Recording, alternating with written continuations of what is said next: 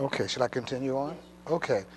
So as I was saying, the Certification and Compliance Division is a division of the Department of Procurement Services, which is actually the contracting authority for the procurement of goods and services in the city of Chicago. We service all city departments, from the department, the fire department, to um, let's say planning and development. So wherever there's a need for a good or service, most certainly it's coordinated through the Department of Procurement Services. We generally, let's say on average, transact about over $2 billion of goods and services throughout the course of a year. As a result of that, our mission statement basically is to state that we are the contracting authority for the procurement of goods and services, but also to emphasize the fact that we pledge to work together as a team with our customers to guarantee an open and fair, timely process. We do that by establishing and communicating and enforcing superior business practices. And we believe we stand on the foundation of integrity, public trust in the law, those being our guiding purposes. So, moving on, the topic again is DBE ACDB certification. The DBE program is a federal program, in that the city is a recipient of federal dollars that's used for purposes of transportation, basically airports, highway transit, and assistance programs and projects that we're involved in. And as such, we are mandated to have a program that will afford opportunities to ensure non-discrimination in the award and administration of contracts for those purposes, and also to create a level playing field that all businesses, small and large, can compete fairly for those opportunities. So we provide guidance in assisting DBE certified firms in being able to take advantage of these opportunities. So when I say it's a tool for that purpose, to help you take advantage of these programs. Okay, so basically the governing regulations for the DBE ACDB program are known as, we call it Part 49, the CFR, Part 26 and 23. Those are the federal guidelines that cover the DBE program, and basically it defines the eligibility requirements as being a for-profit small business that's at least 51% owned by one or more socially or economically disadvantaged persons, and whose management and operations are controlled by one or more of those socially and economically disadvantaged owners. For purposes of airport concessions, it's not necessary that you have a physical presence at the airport, i.e. you operate a concession. You can be a business that provides a service to a concessionaire as management, by way of management consulting, or as a supplier or the like, where your primary customer would be that airport concession. So you can be certified as an ACDB without physically having to be a concession. So the requirements for certification, we talk about socially and economically disadvantaged individuals. Included in that group would be Black Americans, Hispanic Americans, Native Americans, subcontinent Asian Americans, Asian Pacific Americans, and women. Those are the primary groups that that are presumed to be socially disadvantaged. Other individuals that may not fit into these categories can be considered on a case-by-case basis for the determination of eligibility. So it is open to everyone in that sense. Businesses are normally certified in our program by virtue of them being a small business first off, and they're also certified by area specialization. We mean by small, we look at the SBA small business size standards to help us determine the eligibility for small businesses. The size standards are normally calculated on a firm's average 3-year gross sales for a period. And then that's linked to the business size standard as defined by that industry. So say, for example, I'm a plumber, and I want to be certified. I'm seeking to be certified as a plumber. In the NACIS system, which is actually the North American Industrial Classification System that's set up by the Bureau of the Census, there's a classification for firms that are involved in plumbing activity. That would be a NACIS code, for example, and that's linked to an SBA figure that would basically say that firms in this particular industry, if they have average sales exceeding X number of dollars, they're not considered small. So let's say in the case of a plumber, let's say the SBA considers plumbing businesses to be small if they have average gross sales of less than, let's say, $13 million averaged over 3 years. So if my average gross sales does not exceed that for the 3-year period, I'm considered small and therefore eligible. In the DBE program, there's a cap, however. Under no circumstances would a firm be considered small In a DBE program, if their gross sales for that same 3-year period average $23.9 million. There are some industries, for example, in construction, that the average gross sales for a small business may exceed $23.9 million, but the DBE has a cap on that. For the ACDB program, the gross sales is different. It's calculated to be roughly $56.42 million over a 3-year period. And part of the reason why is because of the investment that most of the concessionaires that are operating at the airports have to make in order to establish themselves there. So it allows you a chance to kind of recoup your investment in that sense. Other size standards that may pertain to the ACDB program would also pertain to car rental companies. For example, car rental companies that average $75 million over a 3-year period would not be eligible. However, if you fell into that category, you would. If you were a bank, a minority bank that's operating at the airport, if your assets were, let's say, less than $1 billion, you would be considered a small business. So those are exceptions to the rule itself. So in addition to the business size standard, the individual owners who, again, comprise at least 51% of the business in order to control it, they have to also have a personal net worth that's not in excess of $1.32 million.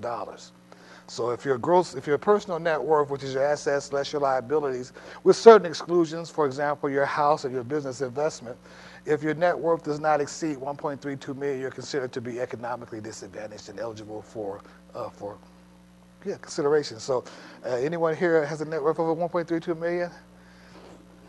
Okay, well, you're negative.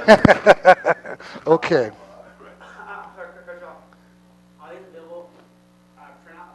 I can check to see if there's available. Okay, no problem. So the certification process itself basically is the next step. Of course, the process of getting certification begins with one initial thing that you have to do, and you have to apply.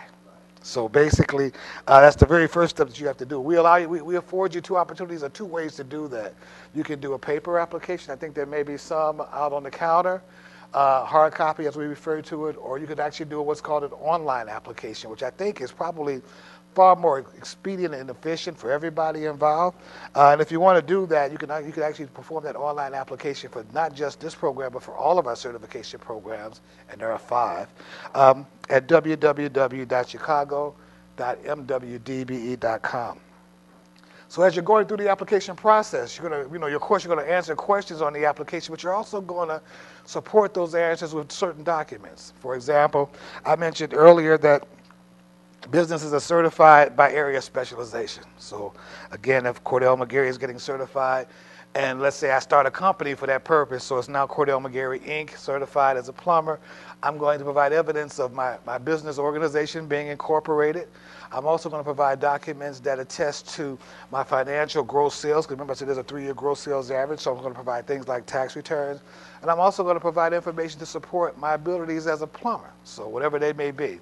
So these are supporting documentations that you're going to provide along with the application. So if you're doing an electronic application, for example, it's real easy. You just upload those documents. You don't have to do anything. We just upload them. You keep the original copies. We get the electronic copies along with the application, and we're all good to go.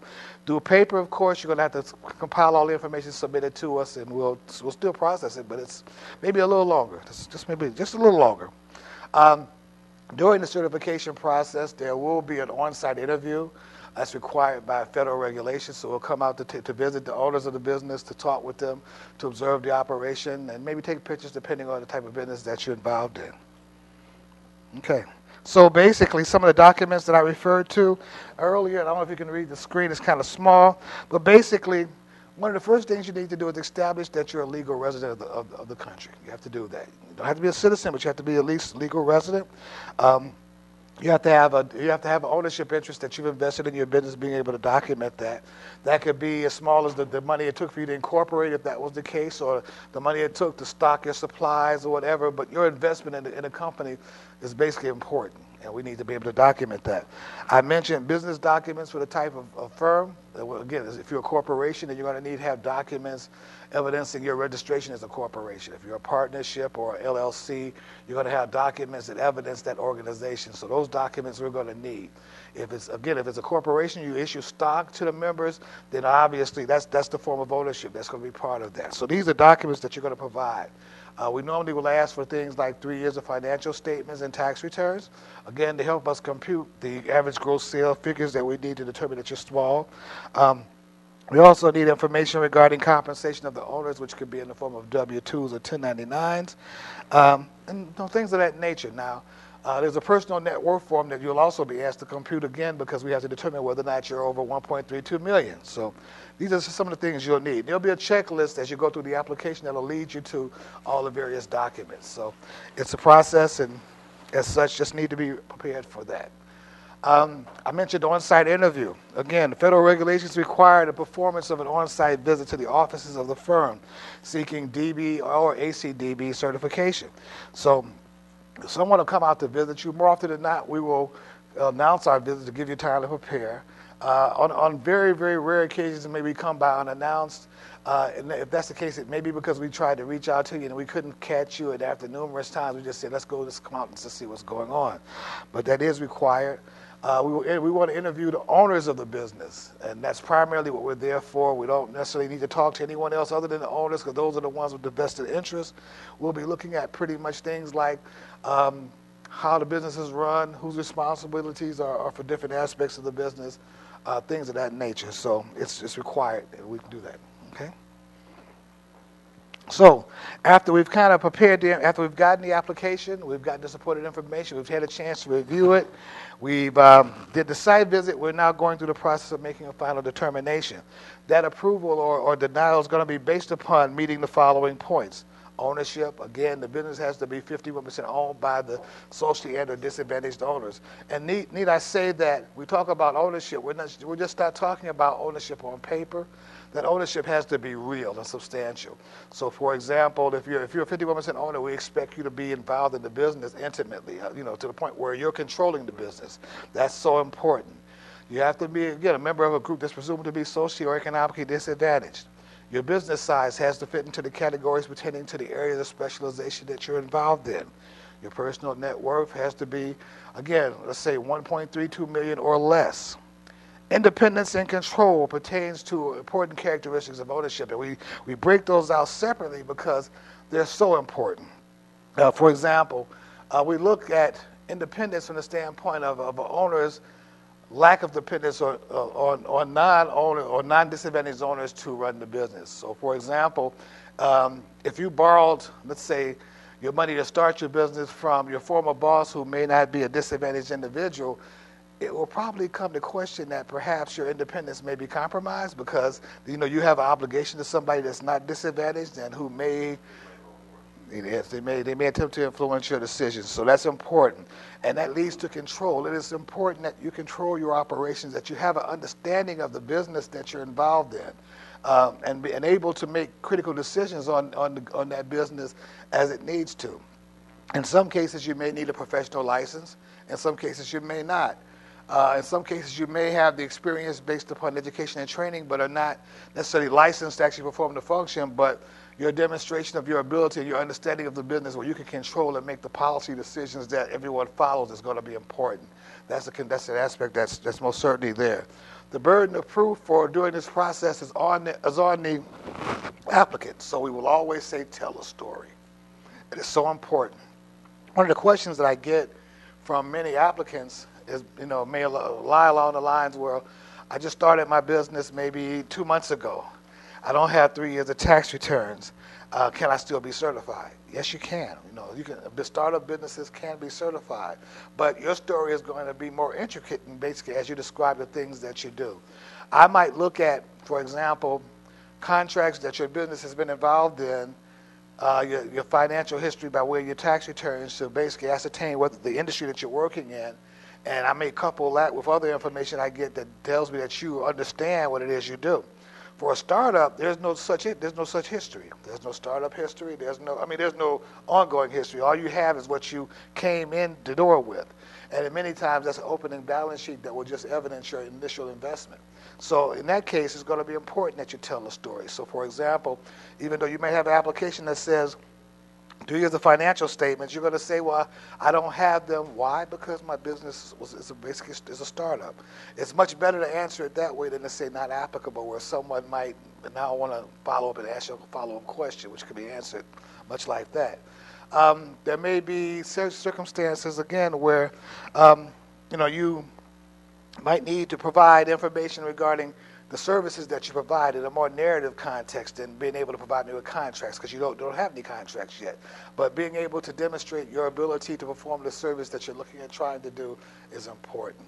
For people that are going to the airport, for example, I mentioned that you don't necessarily have to operate a concession to be at an airport, but you can provide a service to a concessionaire, for example. So for those that are trying to get into the airport, it may be important to provide a statement that talks about my intentions on being certified as an ACDB. So for example, if I'm in the security business, it may be worthwhile. The regulations basically require that you provide a statement, evident that clarifies your role as an ACDB. So I'm engaged in trying to seek business opportunities with concessionaires at the airport in this service or that service or the like. It's important for you to tell that story and describe basically your activity and the like. Again, the burden of proof during this process is going to be on the applicant.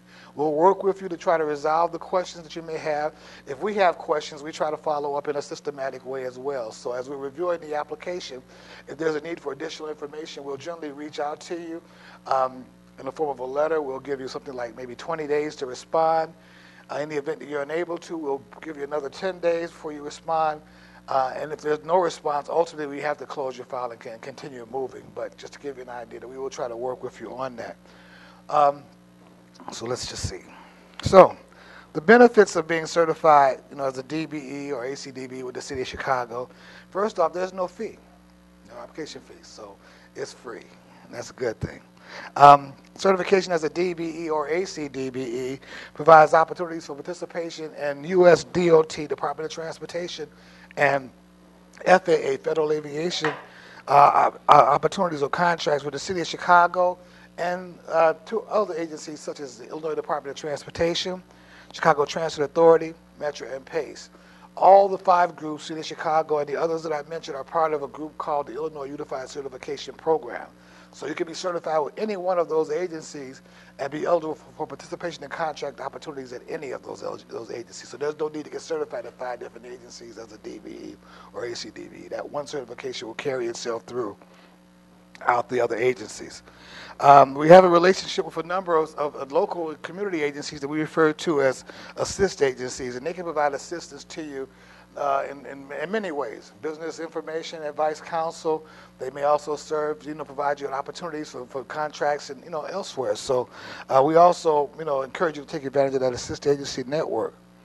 One of the things about programs like this is that we like to say it demonstrates our commitment to small business development, supplier diversity, and and the success of minority and women-owned businesses. So we try to look at that, and we kind of feel good about that. Something to be proud of, I think. With regard to certification process, the average processing time from the start to completion, and I'm giving you an average time because it varies depending on a number of things.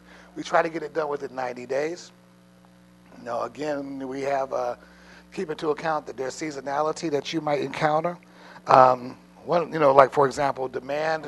Certain parts of the year, early spring, early summer, late spring, early summer, we get a number of applications coming in. That's generally because construction activity is picking up and business opportunity is there, and everyone now wants to take advantage of it. But again, in keeping with the 90-day process, I always encourage you all to start early. Don't wait until the opportunity is there before you apply, because more often than not, the opportunity will be gone before your certification process is over. So I kind of liken it to the Cinderella kind of analogy. It's 5 minutes to midnight. The coach is about to turn into a pumpkin. The horse is about to turn into mice, and here you come barreling down the stairs. Sometimes you'll make it, most times you won't. And so it's good to start off early. Again, just part of the planning process itself. Okay. So once you're certified, again, I guess I'm moving along too fast here. Excuse me. Okay. I'm going backwards? Okay. All right. So again, once you're certified, I mentioned earlier, we're a one-stop certification shop because once you're certified as a DB or ACDB with our agency, you're automatically certified with our partners, IDOT, Metro PACE, and the CTA. We have a couple of unique features here in the city. We have certain alerts that we refer to. I mean, you may be familiar with the DPS Alerts that's on the Department of Procurement Services Workshop. Well, I would encourage you to take advantage of them. I think some of the information you may have information regarding that. The DPS Alerts is a unique, it's a unique feature that we offer, whereby if you're, once any procurement opportunities that come up in the city, you'll be notified. You'll be sent information regarding our website, regarding our activities, our workshops, our outreach activities, and the like. You'll also get information regarding our buying plan, which is published quarterly. And we're now doing that in joint with the Cook County and other agencies, so it's a fantastic resource of information. The Department of Aviation also has an alerts feature that is available on their website, and I advise you to take advantage of all these opportunities because they're procurement opportunities that may come to fruition for you. Again, you can find that information online. So we can provide you with a list of agencies on that alerts website that provide assistance to DBE firms. So those assist agencies provide again services to assist you in business development and hopefully grow from there. Okay, so at this point, Paul, just take some questions. Are there any? I sure do. Okay, you got a question? Part of that, but also, my situation. So I've been in business for 15 years. Mm-hmm. On my own, not married. Was a teacher. This was her name. Some time to work. Hispanic, female. I'm not she's from my culture anyway. I work for her. So, her being, master's degree, all that, handles the actual administrative aspect of it, but the actual business end of what I do is me. How would that fall into play of the ownership ratio? So if I'm hearing your question correctly, okay. So you and your wife are in business together, right? Yeah. No. Okay, pardon me. And I take it that both of you are 50-50, or one has 51, 49% interest?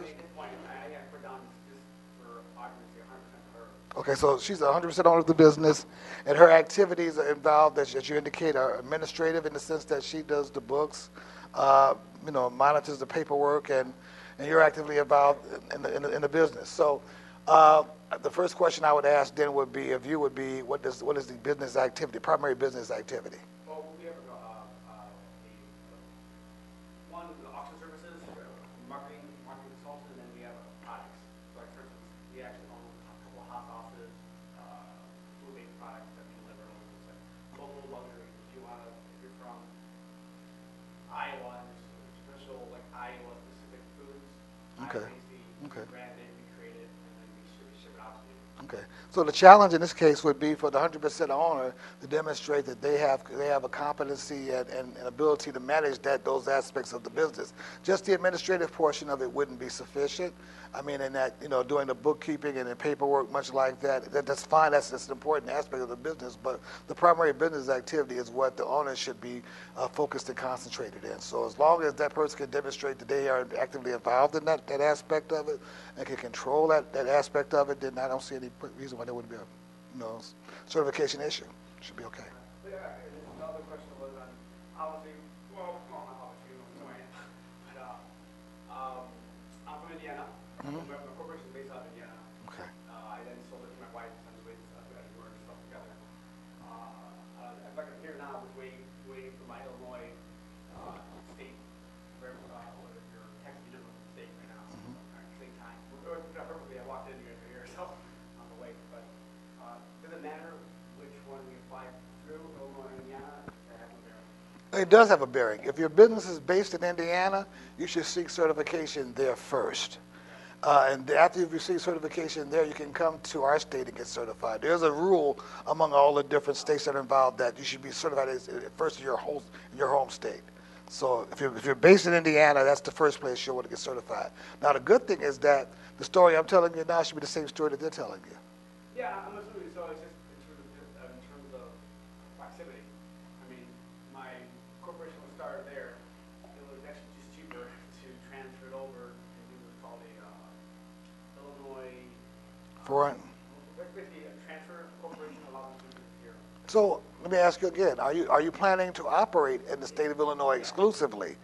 Pretty much. I mean, all of our employees are shipping to Illinois. So, you know, at the end of the day, it's going to be where the business is based. So if your business is based in Illinois, then we can become your whole state. If your business is based in Indiana, then that's going to be, they would be considered to be your home state. Well, I guess we incorporated. We went to incorporate Delaware. Where you incorporate really wouldn't matter, is where you're based. Okay. Mhm.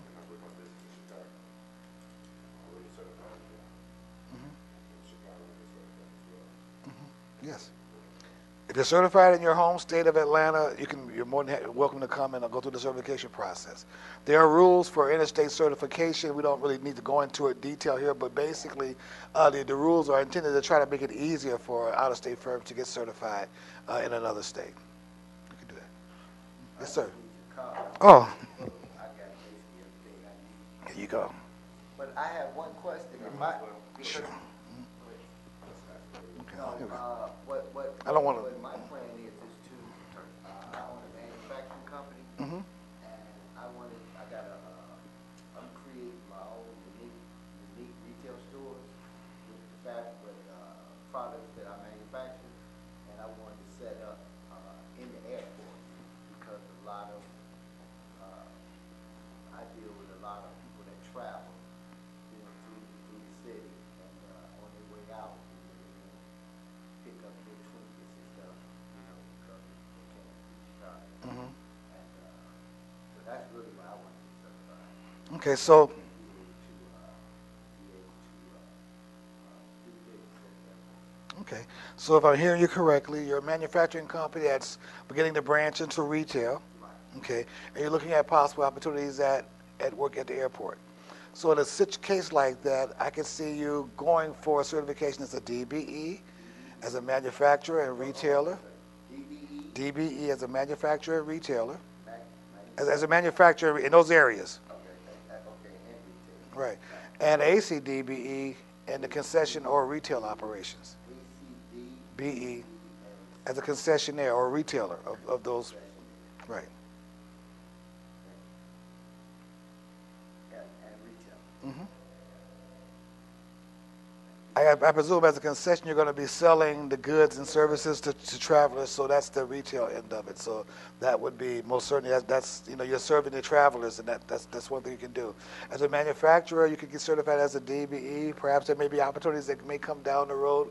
Again, looking at this as a tool that may also give you an opportunity to do something in that area as well. Yes, sir. Okay. Yes, sir.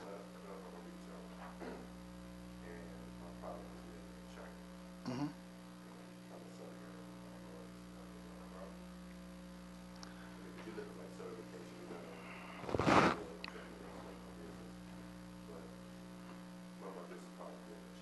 Mm-hmm.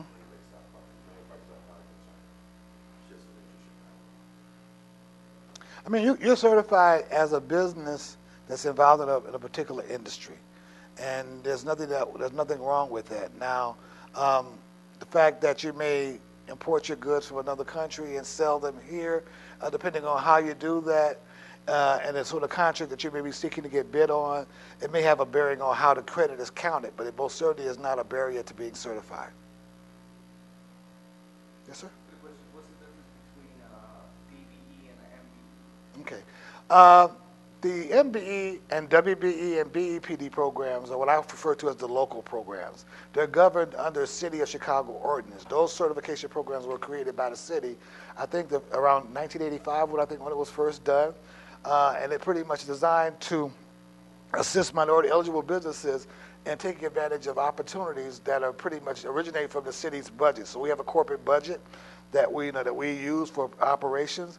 Monies that come from that budget generally that are opportunities in the way of contracts are afforded to MBEs and WBEs. The DBE program, ACDB program, is a federal program. As I indicated earlier, we're a recipient of federal dollars that we use for procurement of opportunities and things along that line. So those type of contracts require DBE certification.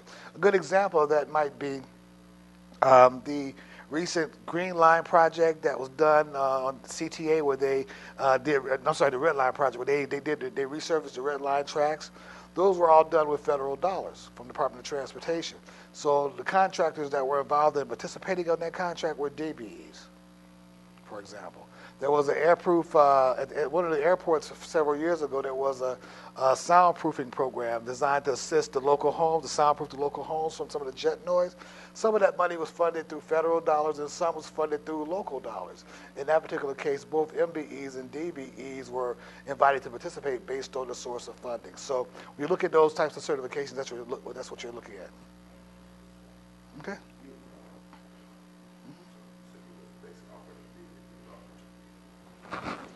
I'm sorry? Yeah.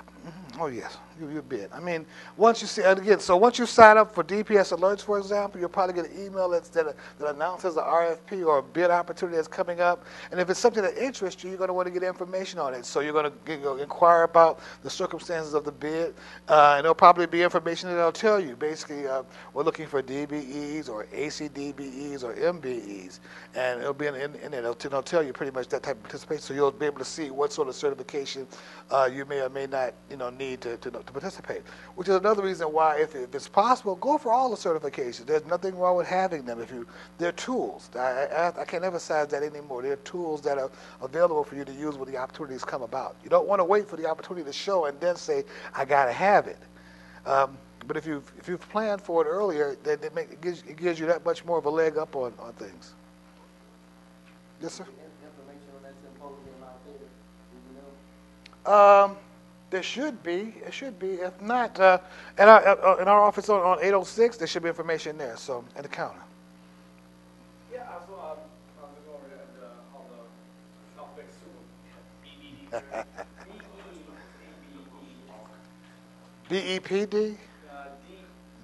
BE, boy echo. Okay. Okay. It's actually BEPD, and it stands for Business Enterprises for People with Disabilities. Okay. Okay, there's a little one that's on here as well that has and then looking at the tip box. I think with final district areas. That wouldn't be in our area. That's probably more in the Department of Planning and Development. Basically, this building. Yes. Okay. Well, I enjoyed your time. Well, I enjoyed you. Okay. Thank you, All right, sir. no You problem. again. Thank you. Thank you. So any questions, give us a call. We're on room 806. Our number is 744-4900. I'll give you a card. Okay. Oh, no problem. Appreciate it. You know, we actually, last year, we came up with this. Basically, what I am, I'm a marketing company, more or less. And we just figured Oh, okay. Good. No problem. Yes. Thank you. Okay. Pleasure meeting you. Okay. Yeah, we came up with this, it's actually called House to Hot Sauce. It's basically a hot sauce. It's a Chicago one, we trademarked it. We're trying to sell locally and take off. So, you know what? My dad, because, he did it better and didn't. You go and lead the horse to water, can't make the horse drink. Horse got shot, basically gave up. So I brought back the company off him and, well, let's do going to airports. So we reached out to all of the vendors, like to Hudson News and all other many places, and they were interested.